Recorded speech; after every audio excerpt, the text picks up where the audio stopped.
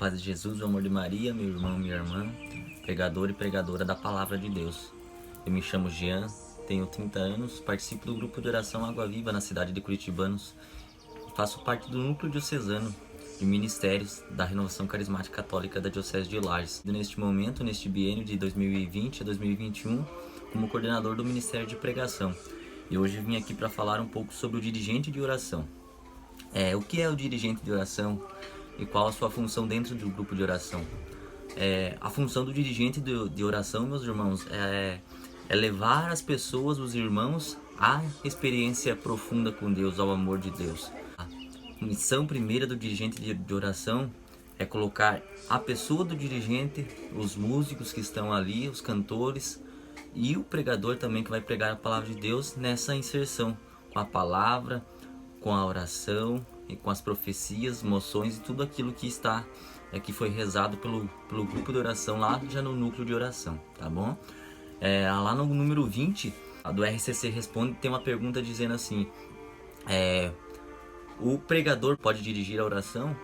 A resposta é que o ideal é que não seja feita pelo pregador, mas que sejam duas pessoas distintas, né? Uma pessoa para fazer a pregação querigmática da palavra de Deus e uma pessoa para fazer o dirigente de oração. Salvo exceções quando um grupo muito pequeno não tem pregadores, tem só um pregador, por exemplo, ou às vezes nem tem pregador. Aí pode ser o pregador mesmo fazer tanto a pregação e o dirigente de oração. Mas com grupos que tem 2, 3, 4, 5 mais pregadores, o movimento nos aconselha, ou seja, que tenha o dirigente de oração. Então não pode faltar nos nossos grupos de oração o dirigente de oração. A apostila do grupo de oração, no capítulo 3, fala sobre a preparação e a condução, né, do grupo de oração, para a gente entender mais sobre o dirigente de oração e sua função dentro da reunião de oração. O grupo de oração é um hospital de almas, é a última chance que a pessoa está dando para Deus. Essa frase é de Vicente Gomes, lá do estado de Goiás. Então, meus irmãos, a pessoa muitas vezes ferida, machucada, convidada muitas vezes pelos irmãos para ir ao grupo de oração, ela fica relutando, e muitas vezes, e pela graça e misericórdia de Deus, através do nosso sim, ela dá o seu sim para Deus. Ela vai como que naquela rebeldia, eu vou dar essa chance para mim, dar essa chance, vou ver talvez lá naquele grupo de oração Deus tenha algo. Então é uma chance, na verdade, que ela está dando para si e para Deus, para ter esse encontro pessoal com o amado, né? Então, sendo assim, meus irmãos, a gente vê essa importância de ser esse hospital da alma, das almas. É necessário a gente ter esse zelo, como Jesus, né, tinha o zelo e tem o zelo pela casa do Pai. Então, cuidar desde as cadeiras, das arrumações, antes da reunião de oração, cuidar das mensagens que são entregues, da acolhida, para acolher bem essa pessoa que está chegando sedenta, do Deus sedento como a samaritana, não é? Por isso é muito importante também para os músicos, né, evitar de ficar afinando os instrumentos na hora, deixar tudo alinhadinho, evitar também as paradas bruscas, seja da música, seja nos momentos ali, no momento de Maria, o ciclo carismático, a pregação, fazer tudo como se fosse um momento só. Também é muito importante a oração antecedente dos servos, né? Todos que estão participando ali se reúnem para orar antes e pedir o Espírito Santo, pedir a kênose, né? Ao esvaziamento total, para que o Espírito Santo possa verdadeiramente fazer a obra. É muito importante, importantíssimo também, principalmente nesses dias de hoje, meus irmãos, o rema. O rema é a palavra norteadora, o rema vai se encaixar em tudo aquilo, desde as mensagens que são muitas vezes escritas, palavras, até a acolhida, as músicas, a pregação, a condução da oração, o momento mariano, tudo direcionado através do rema e das moções que são recebidas no núcleo de oração. Eu dividi aqui, meus irmãos, através da apostila mesmo, dos ensinos do movimento, os 10 momentos do grupo de oração. Então, esses momentos são assim. O número 1, as preliminares. O que é as preliminares? Acolhida, distribuição de mensagens, diálogos informais, canções de fundo. Esse momento, como eu falei, que muitas vezes os músicos estão organizando alguma coisa do som, meus irmãos, as pessoas já estão chegando, é importante ali já ter um clima de oração. Se não estiver tocando algo, que coloca um pendrive, um CD, para as pessoas sendo inseridas no momento de oração, para evitar as pessoas se dispersarem. O número 2, a segunda etapa. As pessoas deprimidas, fadigadas, é a última chance, como eu já falei, que a pessoa está dando para o Senhor, evitar as interrupções bruscas, ainda dividir O movimento aqui aconselha até, né, como com a escadinha, né? Você ir de músicas ritmadas a músicas medianas e músicas de oração, de interiorização. 3, o cenáculo com Maria, né? O momento de Maria. Então esse momento tão importante, né? Onde Maria, através da sua intercessão com os apóstolos no cenáculo, até temos a imagem aqui, que ela intercedeu junto com os apóstolos. Então é diferente, por exemplo, da missa, né? A missa ali o Senhor deu o seu corpo e o seu sangue, né? E nos dá toda a Santa Missa. Mas o grupo de oração, esse cenáculo de amor, é o grupo de oração. É ali que o Espírito Santo é derramado depois dos 40 dias de espera, o Espírito Santo veio. Então todo o grupo de oração é um novo cenáculo pela intercessão de Maria. Na quarta etapa da nossa reunião de oração, o ciclo carismático. Louvor, a oração em línguas, o silêncio, a prática dos carismas e por fim a resposta ao Senhor.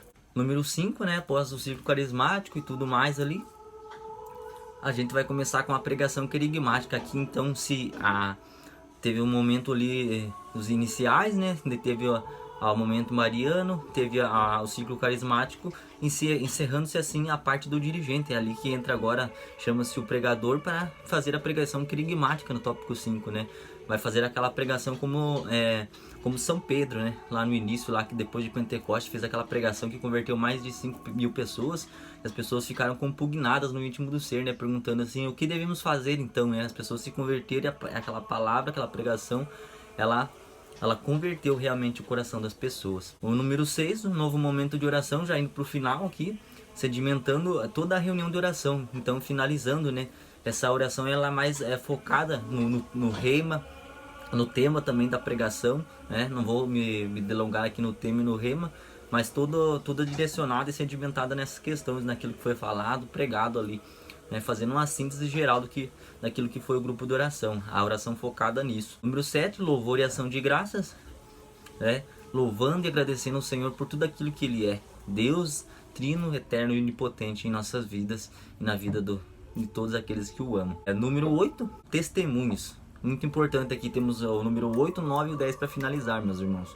Então, testemunhos, roteirizado e breve, ou seja, quando você, pregador, pregadora, for fazer uma pregação, você deve escolher antes, meus irmãos. Muitas vezes a pessoa na hora sente vontade de dar um testemunho, mas de preferência chamar antes a pessoa ali, explicar, ensinar ela a fazer um roteirozinho breve, simples que seja, mas para quê? Para que seja curto, breve e centrado em Cristo, sempre centrado em Cristo e na reunião de oração, não aquilo que o Senhor fez em outras coisas. Claro que o Senhor age de várias maneiras, mas de preferência aquilo que o Senhor fez na reunião de oração antecedente ou no dia e centrado em Cristo, na pessoa de Jesus Cristo. A tópico 9 aqui da reunião de oração, os avisos, né? Não, até o movimento ele nos ensina, né? Não é uma pregação nova, principalmente ao coordenador do grupo de oração. Não é uma pregação nova, então os avisos paroquiais devem ser breves, meus irmãos. Às vezes o grupo de oração teve um momento cheio da efusão do Espírito Santo, o coordenador do grupo de oração se delonga com muitos avisos e fica ainda, como às vezes fazem até oração, fica pregando, às vezes sendo que o pregador já fez a pregação. Então evitar disso, fazer os avisos bem breves, bem sucintos, de preferência, se tiver dificuldade nesse ponto, marcar e simplesmente dizer aquilo que foi marcado e ponto. E número 10, pedir a bênção final, a bênção de Deus. Agora falando mais especificamente do dirigente de oração. O papel do dirigente de oração ele é introduzir as pessoas na presença de Deus, aquilo que eu já falei no início, né? O ministro de música deve estar submisso, atento ao dirigente.